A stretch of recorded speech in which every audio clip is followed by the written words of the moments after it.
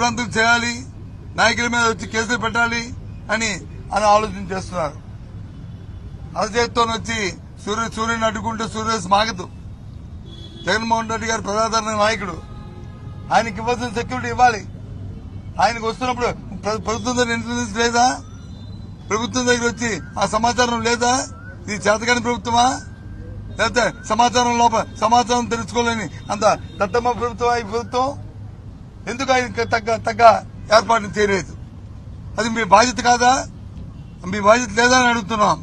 తిరిగి పైపెచ్చు మీకు మానవత్వం లేదు అంటే ఏ ఒక్కరైనా సరే, ఏ చిన్న ఇన్సిడెంట్ జరిగినా అయ్యో ఏదో జరిగిందని మనం వెళ్తున్నప్పుడు ఆపి చేస్తాం.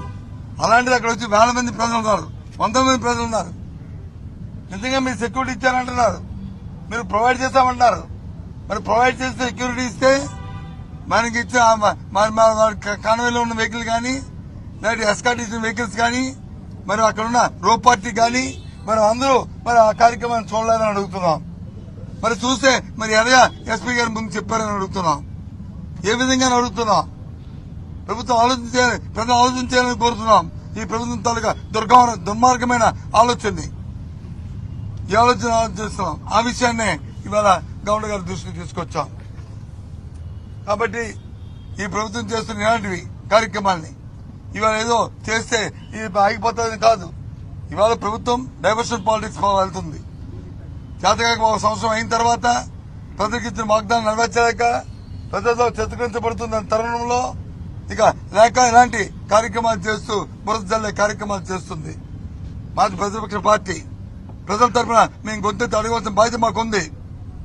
ఆ ప్రకారమే ఇవాళ ఈ తెలుగుదేశం పార్టీని, కూటమి ప్రభుత్వాన్ని, ముఖ్యంగా చంద్రబాబు నాయుడిని ఏదైతే ప్రజలకు వాగ్దానాలు ఇచ్చి చేశారో, ఇలాంటి అక్రమ కేసులు పెట్టినా ఏం చేసినా అవన్నీ నెరవేర్చే వరకు మెడలుంచైనా సరే ప్రజలకు ఆ కార్యక్రమాలు చేసే కార్యక్రమాన్ని మేము చేస్తాం. అది మా బాధ్యత. ఆ కార్యక్రమాలు చేస్తాం. కాబట్టి రాష్ట్ర ప్రధానికి అందరినీ కోరుతున్నాను, ఈ ప్రభుత్వం తాలూకా కుతంత్రాలు, కుయుక్తులు వారు చేస్తున్న కార్యక్రమాల్ని దయచేసి ఆలోచన చేయండి. ఇటువంటి నీచమైన ఇటువంటి దుర్గమైన పరిపాలన ఎప్పుడు కూడా ఈ రాష్ట్ర చరిత్రలో స్వాతంత్రం చూడలే. ఆలోచన చేయమని పెద్దల్ని, మేధావుల్ని అందరినీ కోరుతున్నాం. మా పార్టీ ప్రతిపక్ష పార్టీగా మా బాధ్యత మేము ఎప్పుడు నిర్వర్తిస్తామనే విషయాన్ని మీ ద్వారా తెలియజేస్తున్నాం.